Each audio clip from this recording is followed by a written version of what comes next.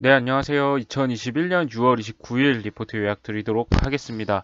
오늘은 6가지 리포트를 준비했고, 첫 번째로는 오늘 신고가를 기록한 종목이죠.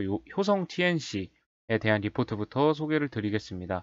키움증권의 이동욱, 건준수님의 리포트를 참고했고요. 먼저 이익 프리뷰를 한번 살펴보겠습니다. 효성 TNC의 올해 2분기 영업이익은 3,406억 원을 예상을 하고 있고, 시장 기대치가 2,854억 원에 대비해서 크게 상회하는 역대 최고 수치를 재차 갱신할 전망이라고 합니다. 일부 제조 원가의 부정적인 원재료 투입 효과에도 불구하고 전분기 중국 춘절에 따른 10% 수준의 물량 증가 효과가 발생할 전망이라고 하고요. 중국 벤치마크 가격 대비 낮은 수준을 유지하였던 동사의 스판덱스 가격이 상승하고 있다고 합니다. 또 중국 베트남 법인의 이익이 급증할 전망이고, 베트남 타이어 코드 같은 경우에는 판가 인상 및 제품 수급 타이트 현상으로 견고한 실적이 계속해서 예상될 것이다 라고 요약을 해주셨습니다. 또한 올해 3분기 물량 증가는 제한적으로 예상되긴 하지만요, 주요 원재료인 BDO는 제가 검색을 해보니까 부탄 다이올이라는 그런 원재료인 것 같습니다. 가격이 급락할 것으로 전망을 하고 있고요. 그것으로 인해서 추가적인 증익이 예상된다고 합니다. 네, 지난주 6월 25일 기준으로 중국 스판덱스 재고는 5.8일이라고 하고요. 추가적으로 하락했다고 합니다. 스판덱스 수급 타이트 현상 지속에 기인한다고 합니다. 참고로 중국 스판덱스 가동률은 역대 최고 수준인 97%를 유지하고 있고요.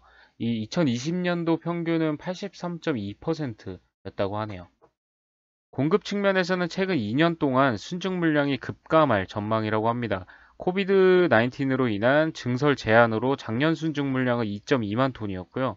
올해는 6만 톤 수준에 불과할 것으로 예상된다고 합니다.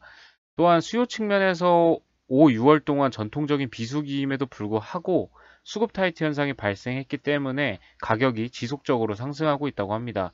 이는 두 가지 이유에 기인한다고 하는데요. 첫째는 팬데믹으로 스포츠, 속옷, 패션 의류, 가정용 가구, 그리고 방역 위생 재료, 마스크나 방호복 같은 재료를 이야기하는 거고요. 이 분야의 스판덱스 수요가 확대되었다고 합니다. 두 번째 이유로는 스판덱스의 함량이 전체적으로 크게 증가하고 있기 때문이라고 하는데요. 최근 전통적인 의류 등의 스판덱스 함량이 5에서 15% 정도로 확대가 되고 있는 추세라고 하고요. 또 15에서 40% 정도로 많이 혼용이 되는 이 언더웨어, 레깅스 등의 비중도 증가 추세에 있다고 그렇게 설명을 해주셨네요.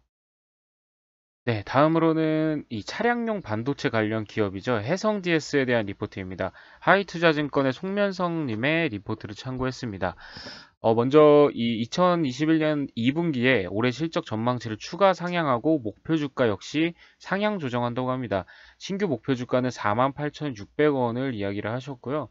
이 종목 같은 경우에도 어제 신고가를 기록한 바 있습니다. 42,000원으로 신고가를 기록을 한 바 있고요. 올해 예상 EPS의 기존 적용 P 배수 17.5배를 그대로 유지해서 적용한 계산식이라고 합니다. P 17.5배 같은 경우에는 과거 동사 주가에 적용되었던 역사적 고점 배수이긴 하지만 자동차용 반도체 그리고 동사의 리드 프레임에 대한 폭발적 수요 증가 그리고 동사 실적의 높은 성장세를 감안했을 때 과거보다 높은 배수 적용도 가능할 것이다 라고 판단을 하고 있는 것 같습니다.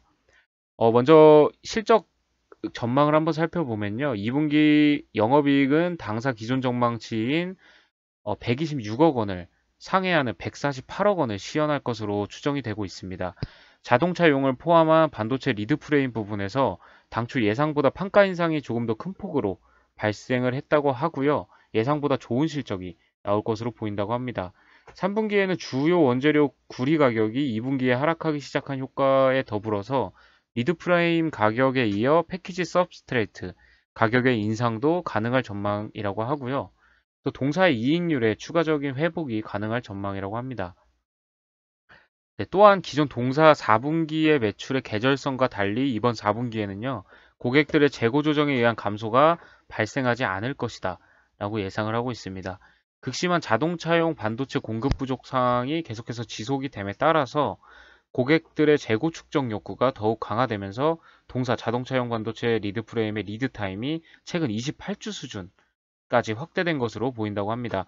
이 정상 리드 타임은 4에서 6주 정도였던 것을 봤을 때는요, 28주는 엄청나게 지금 주문이 밀려 있다라고 해석을 할 수 있을 것 같습니다. 그렇기 때문에 사실상 올해 말까지 동부분의 매출이 거의 확정된 것이나 다름없다라고 평가를 해주셨네요.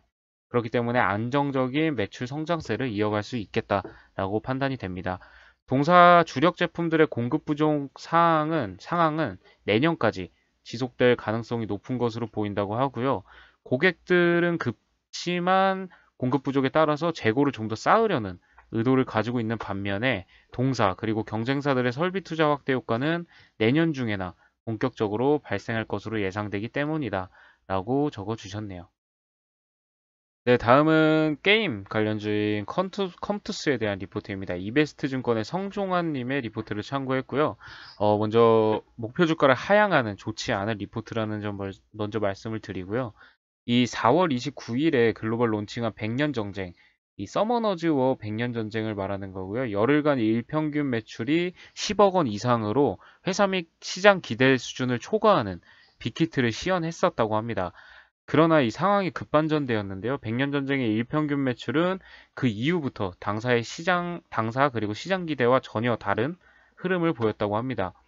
당사 및 시장 기대와 달리 5, 6월 동안 각 두 차례씩 총 4차례 콘텐츠 업데이트에도 불구하고 일매출은 반등하지 않고 지속적으로 감소했다고 하고요. 감소 속도도 예상을 초과했다고 합니다. 참고로 100년 전쟁의 일평균 매출 추이는 초반 피크 시에 17억에서 18억에 달했다고 하고요. 첫 열흘간 10억 원 이상이었으나 퍼스트 컨텐츠 업데이트 무렵에는 무려 5에서 6억 원까지 감소한 수치를 보였고요. 세컨드 컨텐츠 업데이트 무렵에는 3, 4억으로 지속 감소했고 6월에는 컨텐츠 업데이트에도 불구하고 1, 2억 수준으로 처참하게 감소한 수치를 보이고 있습니다. 이에 따라서 100년 전쟁의 2분기 일평균 매출 전망치는 3.85억으로 51% 대폭 하향한다고 합니다. 실적을 살펴보면요. 2분기 연결 실적은 매출 1645억 원, 그리고 영업이익 181억 원으로 기존 서머너즈워 매출 그리고 100년 전쟁 신규 기여 등으로 매출은 전분기 대비 41% 정도 대폭 증가는 하긴 하지만요. 인건비 증가 그리고 100년 전쟁 마케팅비 급증으로 인해서 영업이익은 전분기와 비슷한 수준에 그치면서 당사 및 시장 컨센서스에 크게 미달할 것으로 전망한다고 합니다. 네, 그렇기 때문에 의견은 바이를 유지를 하나 타겟 프라이스는 20만 5천 원에서 16만 6천 원으로 무려 19% 하향한 리포트라고 나왔고요. 100년 전쟁의 예상 대비 부진, 그리고 신작 게임인 크로니클의 일정 연기 등에 따른 실적 전망치 하향에 따른 것이라고 합니다.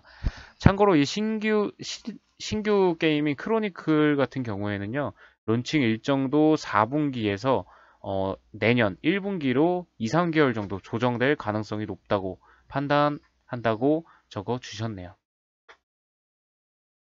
네, 다음으로는 반도체 장비 기업 중에 하나인 유니셈에 대한 리포트입니다. SK증권의 한동희님의 리포트를 참고했습니다.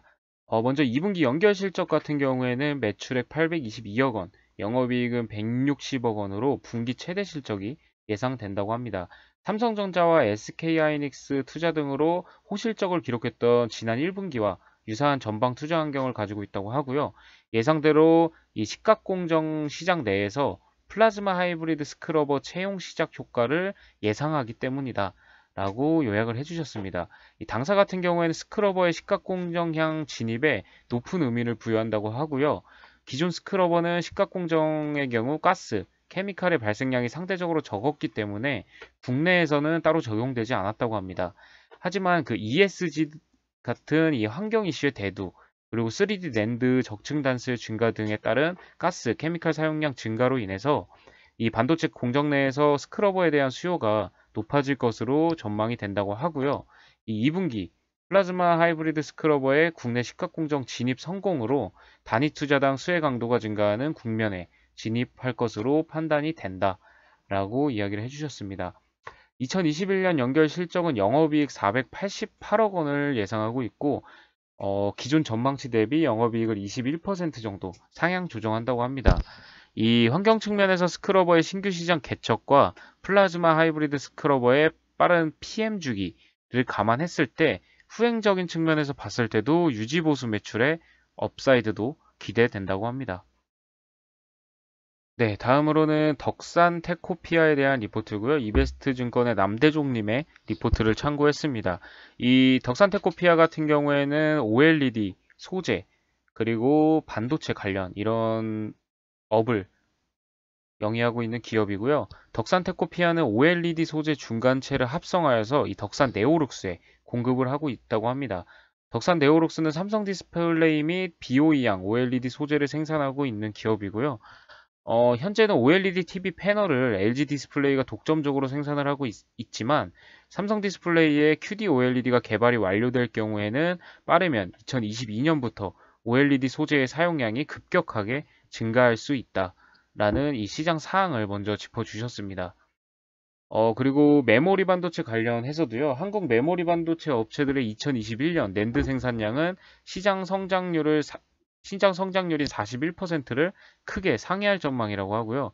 양사 모두, 삼성전자, 하이닉스 모두 128단 3D 낸드가 하반기 이후 주력 공정이 될 것이라고 하고, 소재 업체 입장에서는 증착 단수가 증가해서 이 공정에 들어가는 소재의 사용량이 증가할 것이다 라고 합니다.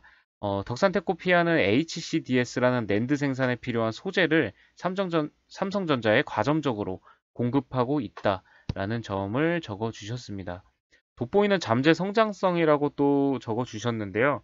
2021년 실적 컨센서스는 영업이익 240억 원이지만 하반기 이후 실적 예상치를 상회할 수 있는 변수들은 디스플레이보다는 오히려 반도체 부분에 있을 것으로 추정한다고 합니다. 이유로는 반도체 부분의 가동률이 지금은 50% 수준에 불과하다고 하고요. 또 디램의 프리커서들의 신규 공급도 증가를 하고 있고, 또 삼성전자의 낸드 공급 증가율이 수요 증가율을 큰 폭으로 상회할 것으로 예상되기 때문이다 라고 적어주셨네요. 이 덕산테코피아 같은 경우에도 오늘 24,350원으로 전고점을 돌파를 했고요. 최고점을 기록을 하였습니다. 현재 주가는 24,100원으로 마감을 한 것으로 보이네요. 네, 다음으로는 반도체 장비 업체 또 다른 업체인 PSK 홀딩스에 대한 리포트고요. 키움증권의 박유한님의 리포트를 참고했습니다. 이 PSK 홀딩스 같은 경우에는 반도체 후공정 장비를 제조, 판매하는 업체라고 하고요. 이 일전에 소개드렸던 오사트 업체인 네페스 같은 기업의 장비를 납품하고 있고, 삼성전자도 주요 고객으로 하고 있습니다. 이 실적 부분에서 먼저 살펴보면 2021년 2분기에는 실적 턴어라운드를 하고 나서 하반기로 갈수록 전사 실적 성장의 폭이 더욱 커질 것으로 예상된다고 하는데요. 주요 고객들의 반도체 패키징과 후공정 투자가 확대됨에 따라서 이 장비의 수주 금액이 증가할 것으로 기대되기 때문이라고 합니다. 특히 이 리플로어 장비 같은 경우에는 기존 고객사의 반도체 패키징 투자 확대에 따른 수혜뿐만 아니라 또 중국 CIS 그리고 전력 반도체 업체들로의 고객사 확대가 기대되는 상황이라고 합니다. 네, 2021년 연결 실적은 영업이익 175억 원으로 흑자 전환을 기록할 전망이라고 하고요. 이에 더해 지분법 자회사인 PSK의 호실적도 예상되고 있기 때문에 이를 포함한 당기순이익 역시 전년 대비 큰 폭으로 성장할 수 있다라고 요약을 해주셨네요. 네, 오늘 준비한 리포트는 여기까지고요. 내일도 좋은 리포트로 인사드릴 수 있도록 하겠습니다. 감사합니다.